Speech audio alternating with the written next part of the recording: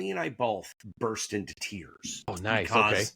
because we had a director on the movie who had been collecting footage. He and I had a artistic disagreement. Didn't see him. He didn't have a vision for the movie, and so I parted ways with that director. And I immediately called Peter Bracke, who was the historian on the film and also the person who introduced me to the first director that didn't work. And I said, "Dude, I need another director. You got to find me." And he comes back a couple days later and goes, "I got 5 guys that all really want to do it. There's one guy that I want you to meet before you meet with anybody else." Sure.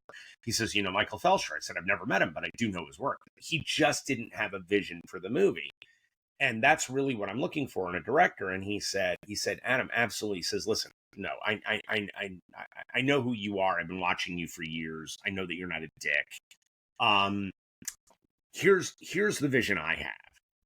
And I'm on with my producing partner, Ali Rivera Quinones. The two of us were on this Zoom call, and the two of us had been so frustrated with this other director. It was just a real slog. It was really, really tough.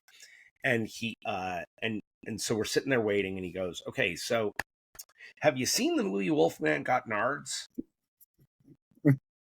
And I had shown that to Allie before we even started working on the movie, and I was like, "Uh-huh." And he says, "Yeah, I kind of want to do that." I was like, this is not a joke.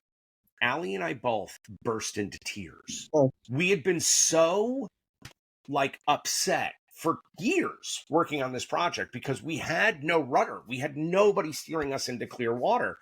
And suddenly somebody wasn't just giving us direction. The fact that he said Wolfman Got Nards was like, oh, dude, you couldn't have said a better sentence to me.